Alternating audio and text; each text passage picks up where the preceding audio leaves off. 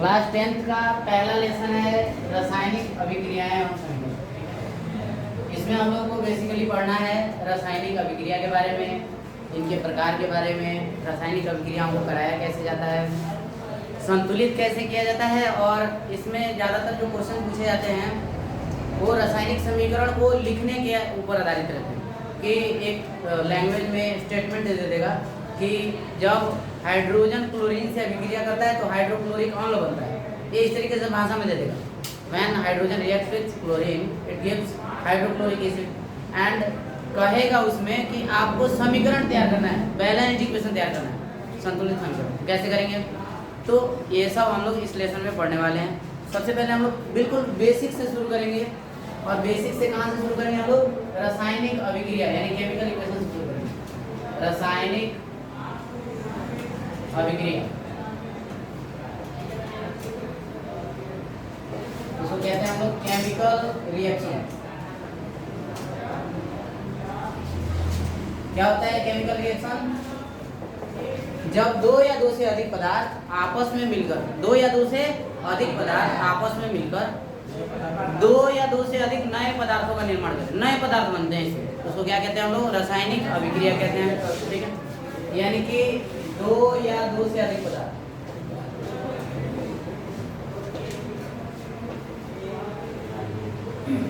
ये क्या करेंगे? आपस में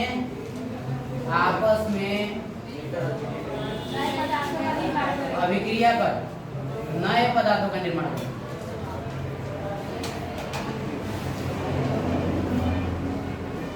नए पदार्थों का निर्माण करेंगे।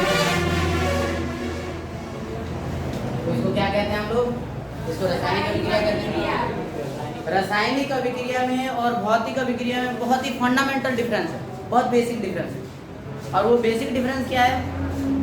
वो बेसिक डिफरेंस है कि जो रासायनिक अभिक्रिया होता है वो परमानेंट होता है।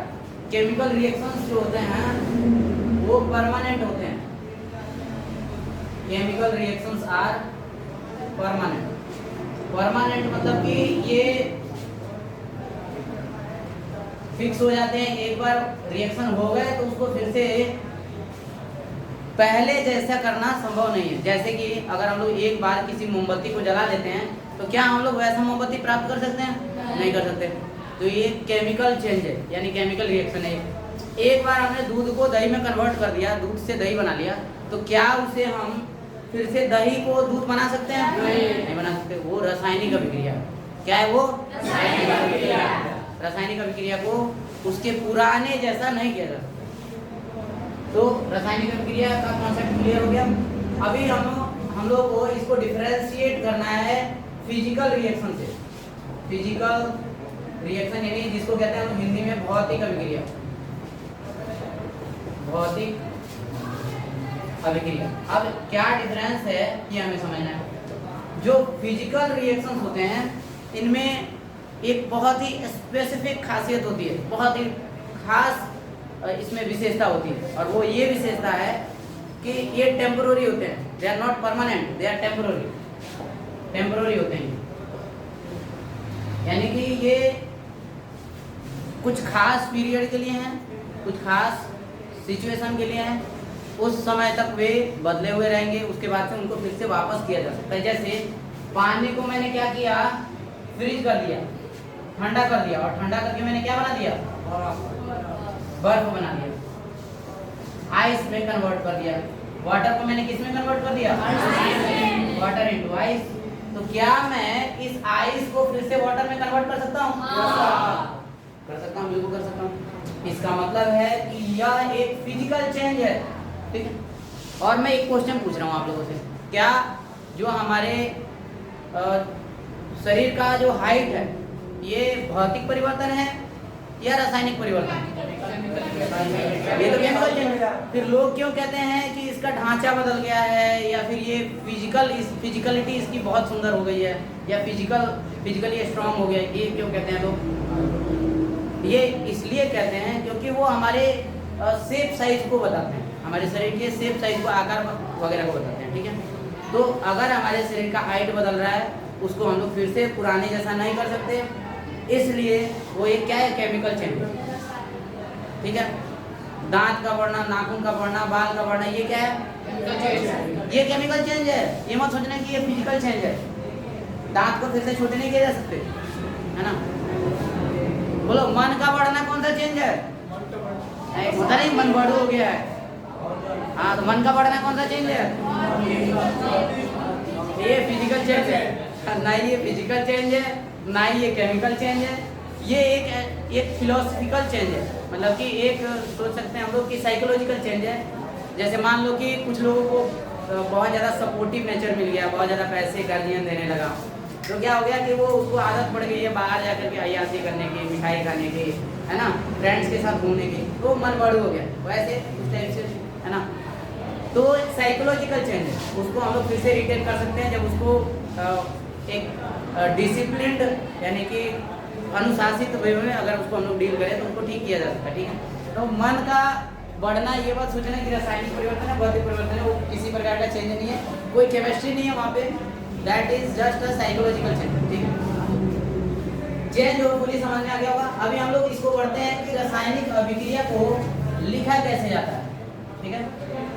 तो रासायनिक अभिक्रिया को रासायनिक समीकरण के रूप में लिखा जाता है, ठीक है। आवश्यकता के पढ़ते हम लोग सब कुछ समझेंगे। रासायनिक समीकरण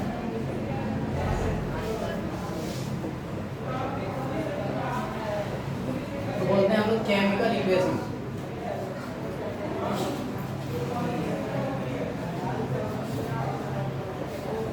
देखो, कोई भी हम लोग रिएक्शन कराते हैं, कोई भी रिएक्शन कराएं, उस रिएक्शन में अगर हम लोग सिंबल्स का इस्तेमाल करते हैं, चिन्ह का इस्तेमाल, जैसे हाइड्रोजन के जगह पे हम लोग H लिखे हैं, कार्बन की जगह पे C लिखे हैं, नाइट्रोजन की जगह पे N लिखे हैं, तो जब भी हम लोग रिएक्शन को सिंबॉलिक फॉर्म में लिखते हैं तो उसको हम लोग कहते हैं इक्वेशन। क्या कहते हैं हम लोग इसको? समीकरण कहते हैं। अब हमें पता है मैथमेटिक्स में भी इक्वेशन आते हैं जिसको हम लोग कहते हैं अलजेब्राइक एक्सप्रेशंस।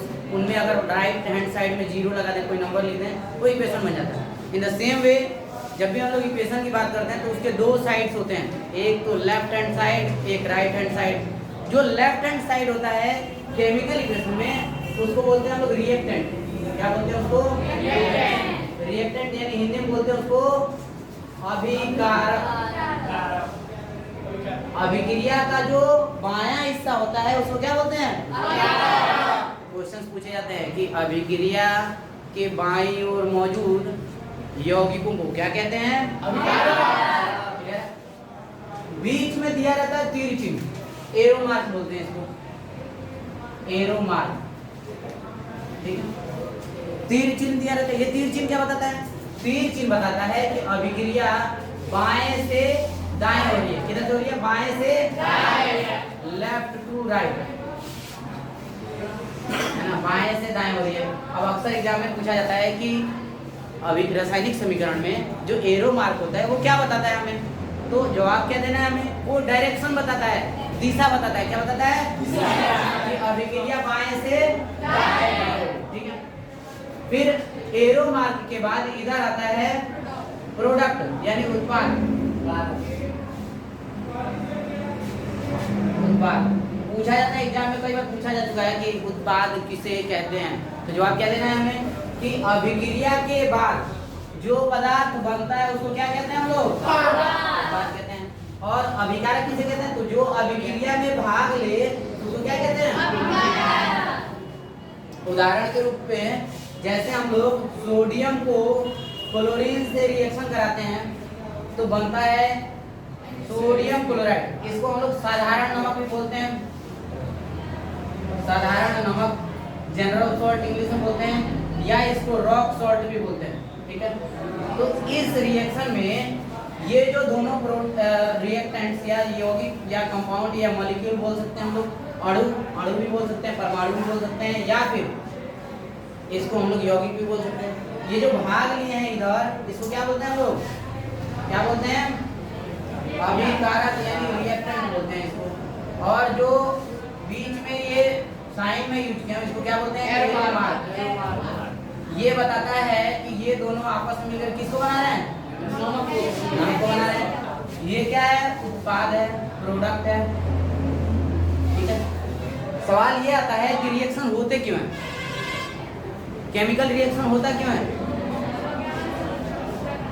नहीं, वो देखो केमिकल रिएक्शन के पीछे का एक बेसिक फंडामेंटल है, ठीक है। कोई भी रिएक्शन इसलिए होता है कि जो एटम्स हैं वो अपना अष्टक पूरा करना चाहते हैं। देखो हमेशा याद रखना है रिएक्शन क्यों होता है, तो उसमें परमाणु जो होते हैं वो अपना अष्टक पूरा करना चाहते हैं। ऑक्टेट रूल कहता है कि किसी भी परमाणु के आखिरी कक्षा में 8 इलेक्ट्रॉन होने चाहिए, और इसी रूल को पूरा करने के लिए, इसी बात को पूरा करने के लिए कोई भी रिएक्शन कराया जाता है। क्लियर है? ठीक। तो रिएक्शन में लेफ्ट साइड में अभिकारक, राइट साइड में उत्पाद, बीच में तिरछी जो डायरेक्शन बताता है, दिशा बताता है, ठीक है। अब एक प्रॉपर तरीका क्या है, what is the proper way of writing any chemical equation, किसी भी केमिकल इक्वेशन को लिखने के लिए एक सही तरीका क्या है, ठीक है। तो इसके लिए कुछ स्टेप्स होते हैं जिनको हमें फॉलो करना होता है। जैसे फर्स्ट स्टेप कि अभिकारक को लेफ्ट साइड, अभिकारक को लेफ्ट साइड में हमेशा लिखते हैं, उत्पाद को राइट साइड में हमेशा लिखते हैं। तीसरा केस बहुत इंपॉर्टेंट केस कि अभिकारक एवं उत्पाद के अवस्थाओं को उनके साथ, माने जब उनका फॉर्मूला लिखेंगे ना, उस फॉर्मूला के साथ ही बता देना है कि कौन सी अवस्था में। अब अवस्थाएं कितनी होती हैं? 3 होती हैं, ठोस, द्रव और gas, solid, liquid and gas, ठीक है। तो उनके साथ क्या कर देते हैं, लिख देते हैं। जब भी हम लोगों को ये कोई भी केमिकल इक्वेशन बनाना है तो रिएक्टेंट का स्टेट, प्रोडक्ट का जो स्टेट है उसको वहीं पे मेंशन कर देना है, ब्रैकेट लगा सकते हो, ठीक है। अब एस सिंबल का यूज किया जाता है सॉलिड के लिए।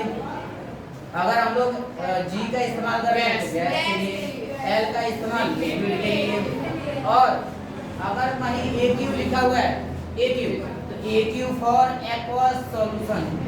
एक्वस सॉल्यूशन का मतलब जलीय विलयन। अगर कोई पदार्थ जल में घुला है तो उसको हम लोग क्या बोलते हैं, जलीय विलयन, ठीक है। तो जहाँ कहीं भी कोई भी पदार्थ जल में घुला हुआ रहे तो उसको हम लोग AQ से इंडिकेट करते हैं, एक्वस सॉल्यूशन, ठीक है। तो ये स्टेट इस तरीके से मेंशन कर रहे हैं। इसके बाद चौथा नंबर जो पॉइंट होगा वो ये होगा, कोई भी केमिकल इक्वेशन संतुलित होना चाहिए। क्या होना चाहिए? संतुलित, बैलेंस्ड होना चाहिए। बोर्ड एग्जाम्स में रिपीटेटिव क्वेश्चंस पूछे जाते हैं, लगातार क्वेश्चन पूछे जाते हैं। Why it is needed to be balance any chemical equation, क्यों जरूरत पड़ती है हमें किसी भी रासायनिक समीकरण को संतुलित करने की, ये बोर्ड एग्जाम्स में लगातार क्वेश्चन पूछे जाते हैं। तो हम लोग अभी थोड़ी देर में समझेंगे। तो यहाँ पे चौथा पॉइंट क्या बनेगा कि रासायनिक समीकरण को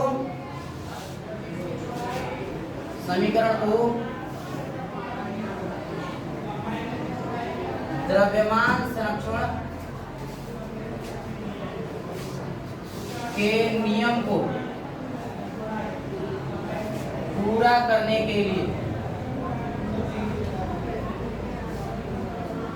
संतुलित करना आवश्यक होता है।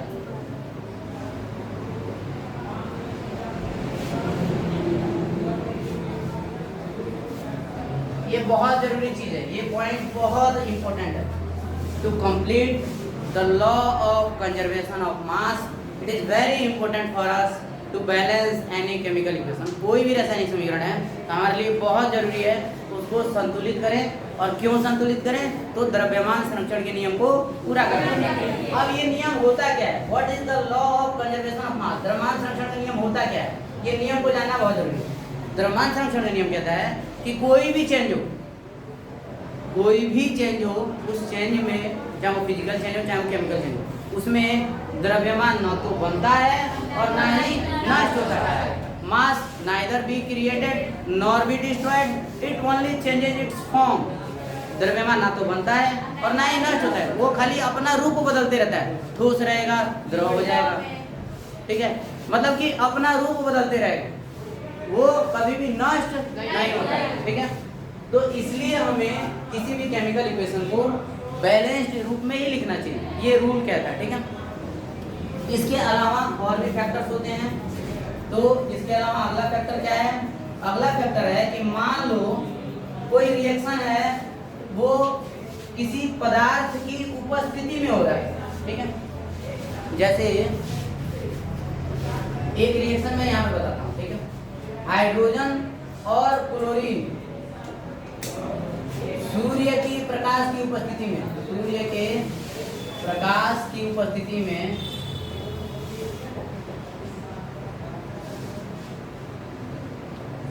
हाइड्रोक्लोरिक एसिड बनाते हैं, ठीक है।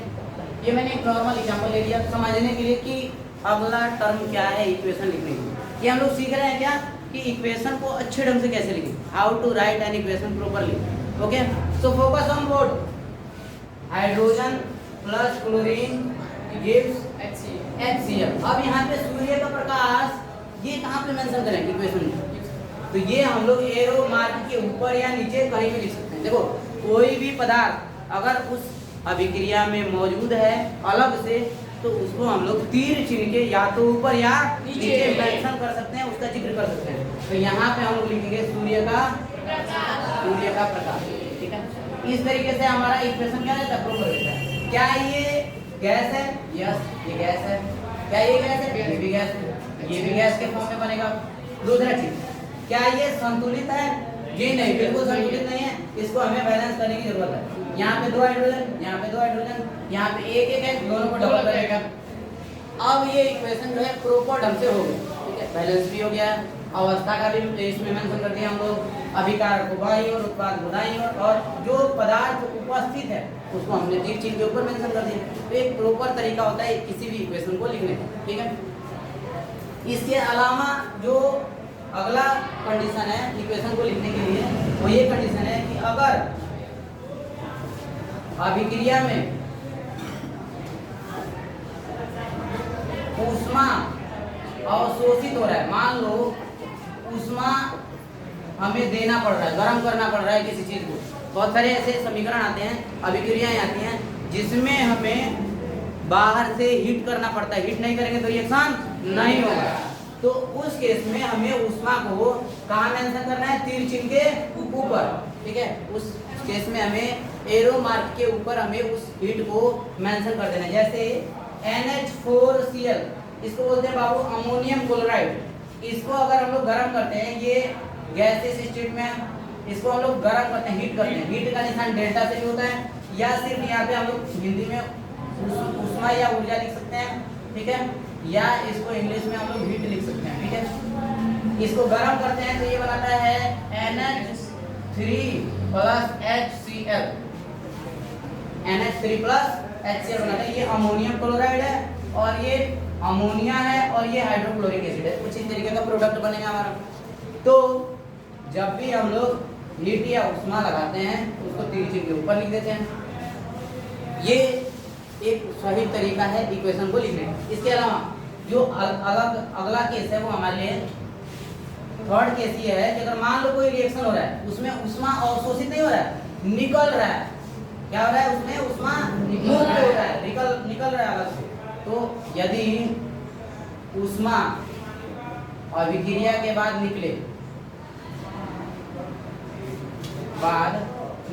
If heat releases after reaction, यानी हीट रिलीज हो रहा है, तो कैसे मेंशन करेंगे? जैसे मान लो एक एग्जांपल, जब हम लोग चूना को पानी में डालते हैं, हम लोग देखे होंगे कि पानी अपने आप खोलने लगता है, उबलने लगता है अपने आप। तो इस केस में क्या होता है, चूना को या पानी को, दोनों को हमने कहीं भी गर्म किया क्या? नहीं गर्म किया, फिर भी वो गर्म हो जाता है अपने आप ही। कैसे गर्म हो जाता है? क्योंकि ये एक ऊष्माक्षेपीय अभिक्रिया है।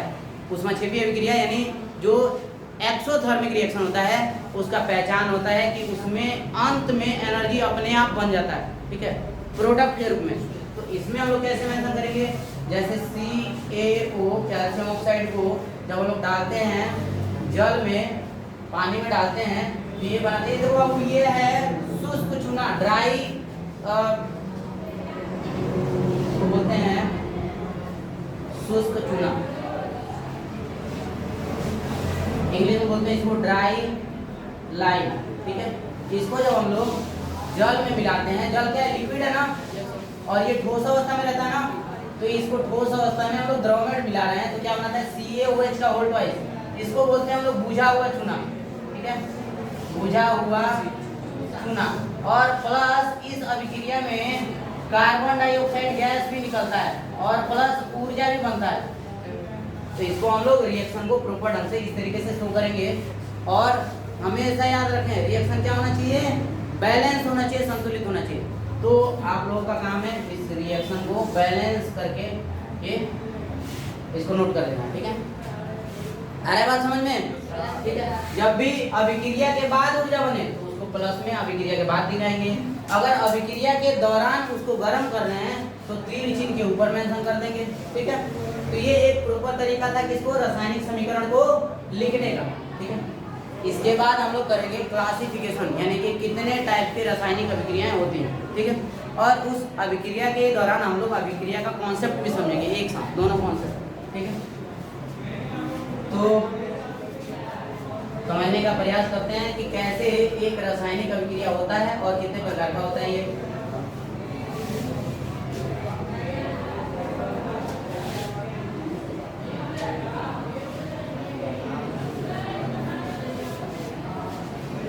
रासायनिक अभिक्रिया अलग अलग कई प्रकार के होते हैं, जिसमें से पहला प्रकार है संयोजन या संश्लेषण अभिक्रिया। संयोजन या संश्लेषण अभिक्रिया,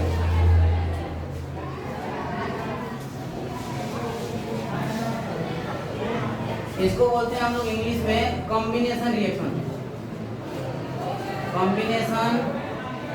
और इसको कंपोजिशन रिएक्शन भी बोलते हैं, कंपोजिशन रिएक्शन। अब ये रिएक्शन बहुत सिंपल होता है।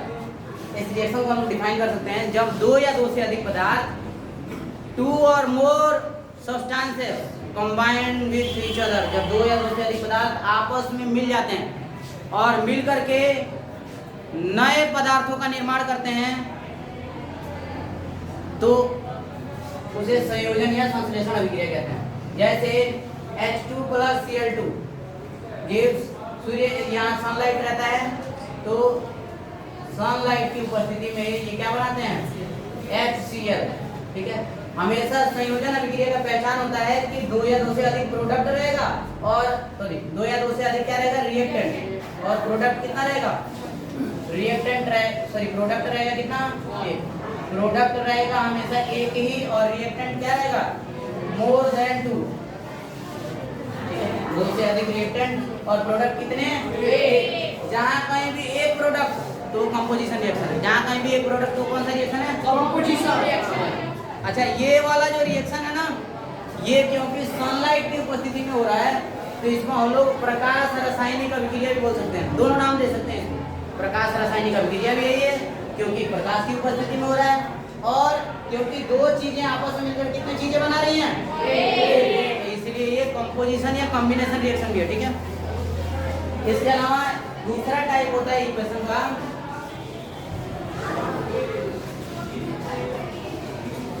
वियोजन या अपघटन अभिक्रिया, वियोजन या अपघटन अभिक्रिया।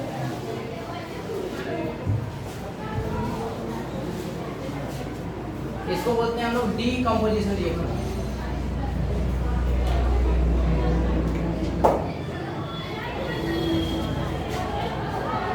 अब ये क्या होता है, डीकंपोजिशन रिएक्शन होता है ऐसा रिएक्शन जिसमें एक बड़ा सा अभिकारक बड़ा है और वो टूट करके छोटे छोटे प्रोडक्ट में बदल जाता है, छोटे छोटे उत्पादों में बदल जाता है। देखो ध्यान से सुनना, एक ऐसी अभिक्रिया जिसमें बड़ा अभिकारक दो या दो से अधिक छोटे छोटे उत्पादों में टूट जाता है, विखंडित हो जाता है, डिसोसिएट हो जाता है या डिकम्पोज हो जाता है, ठीक है। तो एग्जाम्पल के थ्रू समझेंगे, जैसे HCl, इसको जब हम लोग गर्म करते हैं ये बदल जाता है H2 + Cl2, टूट गया ना, देखो किसमें बदल गया H2 + Cl2। अब याद रखना हमेशा डिकम्पोजिशन रिएक्शन का पहचान होता है एक रिएक्टेंट कितना रहता है, अभिकारक कितने, अभिकारक कितने, और उत्पाद यानी प्रोडक्ट कितने, मोर देन 2 और मोर देन 2, दो या दो से अधिक, देखो उत्पाद रहते हैं 2 या 2 से अधिक, अभिकारक रहता है 1। जब भी ऐसा केस है तो कौन सा रिएक्शन है? वियोजन या अपघटन अभिक्रिया। क्लियर है? ठीक है। इसके बाद जो तीसरा प्रकार है अभिक्रिया का, प्रकाश रासायनिक अभिक्रिया।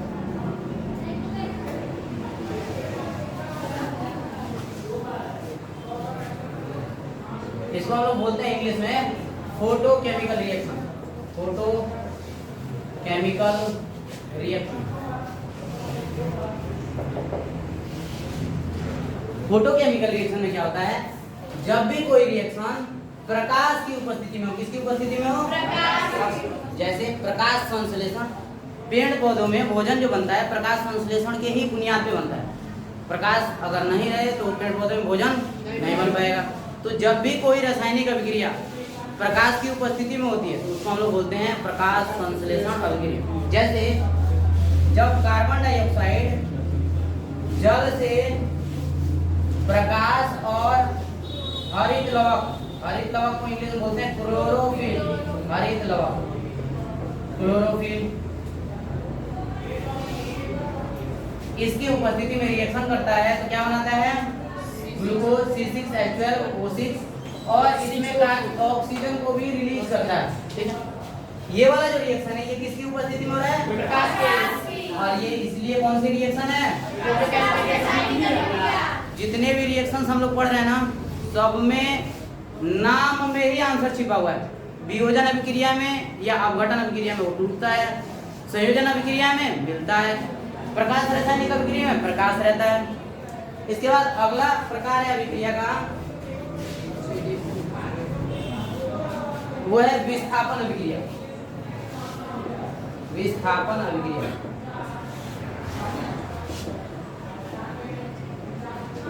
विस्थापन अभिक्रिया को हम लोग इंग्लिश में बोलते हैं डिस्प्लेसमेंट रिएक्शन।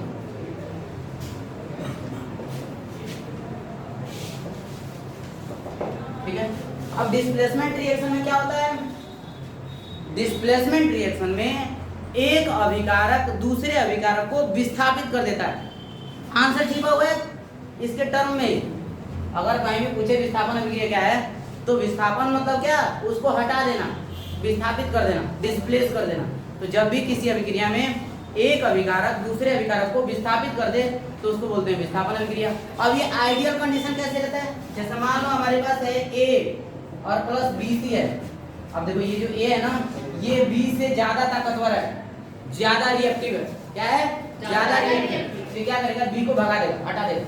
ये देखो कैसे हटाया, A C बना दिया और B को हटा दिया। इसने क्या किया? B का जगह कवर कर लिया और B को हटा दिया। इसको क्या बोलेंगे? विस्थापन अभिक्रिया। एक दूसरा कंडीशन लेते हैं। मान लो यहाँ पे AB है और यहाँ पे CD है। अब क्या होगा? ये A चला जाएगा इसकी जगह पे और C चला जाएगा इसकी जगह पे। तो देखो ये क्या बनेगा? AB plus CD। हमेशा याद रखना, पहला वाला पहले वाले की जगह पे जाता है, दूसरा वाला दूसरे वाले की जगह पे जाता है। ये आइडियल कंडीशन है। ठीक है, तो अब होगा क्या? रिएक्शन कैसे होगा? तो रिएक्शन में ये A जो है क्योंकि C से ज्यादा रिएक्टिव है तो C को हटा दिया और C किसके जगह पे आ गया? A की जगह पे आ गया। इस दोनों रिएक्शन को हम लोग अलग अलग नाम से जानते हैं। यहाँ पे डिस्प्लेसमेंट जो हो रहा है केवल एक के द्वारा हो रहा है। किसके द्वारा हो रहा है? एक के द्वारा। तो एक प्रोडक्ट ने एक प्रोडक्ट को हटा दिया तो इसको बोलते हैं सिंगल डिस्प्लेसमेंट। सिंगल डिस्प्लेसमेंट या इसको बोलते हैं एकल विस्थापन। एकल विस्थापन। और क्योंकि यहाँ पे दो प्रोडक्ट हैं और दोनों आपस में हेरा फेरी कर ले रहे हैं, एक्सचेंज कर ले रहे हैं एक दूसरे को। A चला गया C की जगह पे, C चला गया A की जगह पे। यहाँ पे डबल डिस्प्लेसमेंट हो रहा है, दो चीजें आपस में हेराफेरी कर रही हैं। तो इसको बोलते हैं double displacement reaction. Double displacement reaction. ठीक है, या इसको हिंदी में कहते हैं उभय विस्थापन अभिक्रिया। उभय विस्थापन अभिक्रिया। क्लियर है? जब दो चीजें आपस में अपना जगह बदल लें तो उसको उभय विस्थापन कहते हैं, और जब एक चीज दूसरे चीज का जगह ले ले तो उसको बोलते हैं एकल विस्थापन। अब इसका एक्चुअल में रिएक्शन किस तरीके से दिखता है तो हम लोग उसका भी एग्जांपल देख लेते हैं एक बार।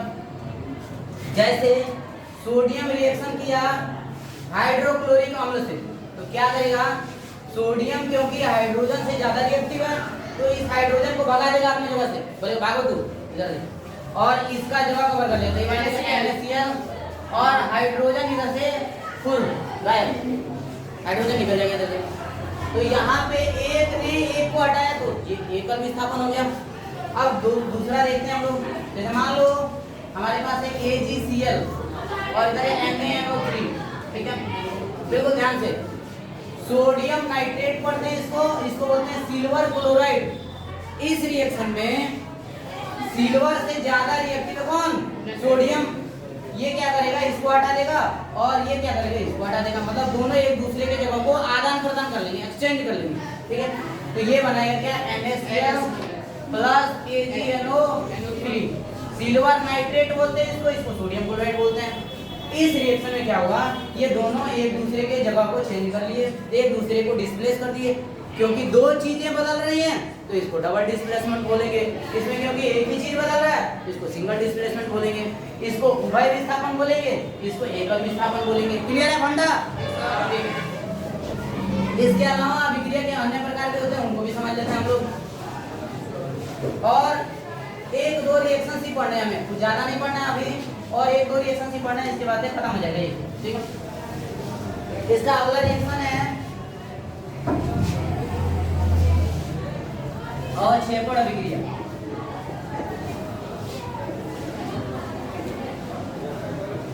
इसको बोलते हैं हम प्रेसिपिटेशन रिएक्शन। प्रेसिपिटेशन रिएक्शन ये क्या होता है, देखो ऐसा अभिक्रिया जिसमें अभिक्रिया के बाद एक अभिकारक जो है सबसे अलग हो जाए, सबसे, है ना। क्लास में भी होता है, बहुत सारे स्टूडेंट पढ़ रहे हैं, एक स्टूडेंट जो रहेगा ना सबसे अलग रहेगा, वो किसी अनारकली के दुकान में रहेगा ना, मतलब किसी के उसको मतलब नहीं है क्या हो रहा है क्लास में, उसको क्लास में क्या हो रहा है बिल्कुल मतलब नहीं है उसको, वो किसी अलग दुनिया में खोया हुआ है ना, वो किसी अलग दुनिया में खोया हुआ है। वैसे ही होता है इस रिएक्शन में। इस रिएक्शन में क्या होता है, रिएक्शन तो हो जाएगा लेकिन जो एक रिएक्टेंट रहेगा वो बिल्कुल रिएक्शन के बाद अलग हो जाएगा, अपने आप को सेपरेट कर लेगा, ठीक है। इसका मतलब नहीं है कि वो रिएक्शन में कौन क्या बना रहा है उसको अपने से मतलब वो बिल्कुल आइसोलेट हो जाएगा, आइसोलेशन में चला जाएगा, ठीक है। जैसे AgCl का रिएक्शन अगर हम कराते हैं, सॉरी AgNO3 का अगर हम लोग रिएक्शन कराएं NaCl के साथ, ठीक है, ये क्या बनाएगा AgCl और प्लस NaNO3। अब इस रिएक्शन में क्या होगा, ये जो NaNO3 सॉल्यूशन है ये वैसे ही रहेगा, बना रहेगा, लेकिन ये क्या हो जाएगा, अपने आप को अलग कर लेगा, ठीक है। ये क्या करेगा, सबसे अलग चला जाएगा अपने आप लेकर, ठीक। जब भी किसी अभिक्रिया में अवक्षेपण होता है तो उसको तीर चिन्ह का नीचे साइन दिया जाता है, ये हमेशा याद रखें। ऑब्जेक्टिव क्वेश्चन जब भी पूछेगा तो उसका पहचान क्या है, उसमें तीर चिन्ह नीचे की तरफ दिया रहता है। सिंपल पहचान है, तीर चिन्ह नीचे की तरफ है तो कौन सा अभिक्रिया है, अवक्षेपण अभिक्रिया। कौन सा अभिक्रिया है, इंग्लिश में बोलते हैं प्रेसिपिटेशन रिएक्शन। सारे रिएक्शंस का कुछ ना कुछ स्पेसिफिक पहचान होता है, एक खास पहचान होता है। वैसे ही इस रिएक्शन में खास पहचान क्या है, इसमें तीर चिन्ह डाउनवर्ड दिया रहता है, नीचे की तरफ धरातलमुखी बोलते हैं इसको, ऊपर की तरफ रहे तो ऊर्ध्वमुखी बोलते हैं, नीचे की तरफ रहे तो धरातलमुखी। जब भी एरो मार्क डाउनवर्ड रहे, धरातलमुखी रहे तो उसको बोलते हैं अवक्षेपण अभिक्रिया। कौन सा अभिक्रिया बोलते हैं, ठीक है, बहुत बढ़िया। इसके बाद जो छठा प्रकार है रिएक्शन का वो है ऊष्माशोषी अभिक्रिया। ऊष्माशोषी अभिक्रिया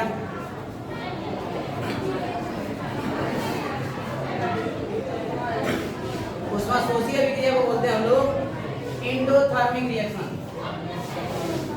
एंडोथर्मिक रिएक्शन बहुत इंपॉर्टेंट रिएक्शन है, ये भी अक्सर बोर्ड एग्जाम में पूछा जाता है। ऊष्माशोषी अभिक्रिया क्या होता है, ऐसा अभिक्रिया जिसमें हम लोग बाहर से उसको गर्म कर रहे हैं, हीट कर रहे हैं, है ना, उसको बोलते हैं ऊष्माशोषी अभिक्रिया, ठीक है। जैसे मैंने बताया अभी थोड़ी देर पहले HCl इसको गर्म करो तो बनाता है H2 प्लस Cl। इस अभिक्रिया में हम लोग बाहर से ये वाला हीट सप्लाई कर रहे हैं और सप्लाई कर रहे हैं तब ये अभिक्रिया हो रहा है, नहीं करेंगे तो नहीं होगा, ठीक है ना। जैसे SO2 सल्फर डाइऑक्साइड होता है, और ऑक्सीजन ये कब रिएक्शन करेगा, सॉरी एस सल्फर होता है और इधर ऑक्सीजन, ये कब रिएक्शन करेगा, जब इसको हम लोग हीट करेंगे, ठीक है। और जब हम लोग इसको हीट करेंगे तो ये बनेगा सल्फर डाइऑक्साइड। और वैसी अभिक्रिया जिसमें हम लोग बाहर से उष्मा दे रहे हैं, हीट कर रहे हैं, उसको गर्म कर रहे हैं, उसको बोलते हैं हम लोग क्या, उष्मा शोषी अभिक्रिया यानी एंडोथर्मिक रिएक्शन। क्लियर है फंडा? इसके बाद आता है उष्मा क्षेपी अभिक्रिया। आखिरी रिएक्शन है हमारा 7वां नंबर, उष्मा क्षेपी अभिक्रिया।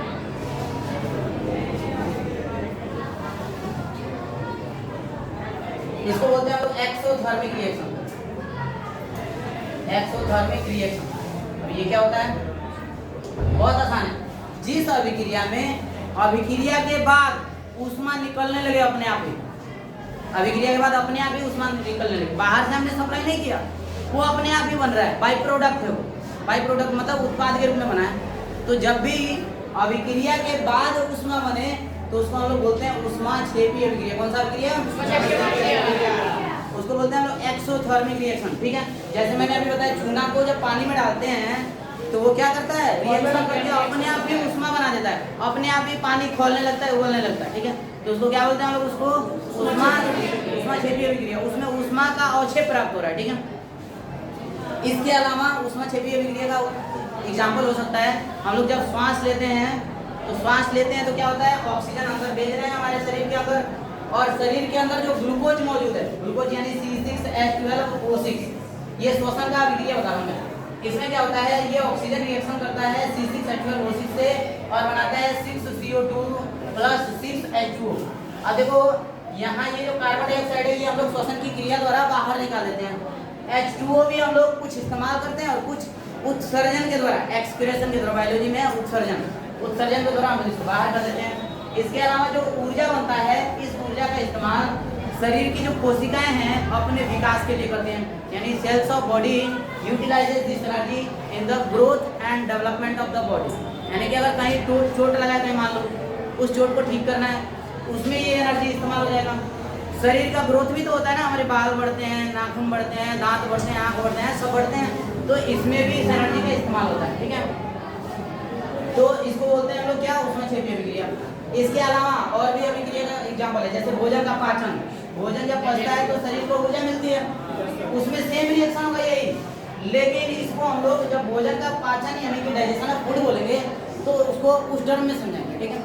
समझाने का तरीका बदल जाएगा, लिखने का तरीका बदल जाएगा, लेकिन रिएक्शन सेम रहेगा, ठीक है ना। यानी हम लोग समझें तो श्वसन भी एक उष्मा क्षेपी अभिक्रिया है, क्योंकि श्वसन के बाद उष्मा निकलता है, और भोजन का पाचन भी एक उष्मा क्षेपी अभिक्रिया है, क्योंकि उसके बाद भी उष्मा मुक्त होता है। जहाँ कहीं भी उष्मा निकलेगा अभिक्रिया के बाद, उष्मा रिलीज होगा, उसको क्या बोलेंगे हम लोग, ठीक है। क्लियर है? ये फर्स्ट चैप्टर के जितने भी टाइप्स ऑफ रिएक्शंस थे, जितने भी बेसिक फंडामेंटल्स थे वो क्लियर हो गए, और एक आध जो फंडामेंटल्स रहेगा उसको हम लोग अगले क्लास में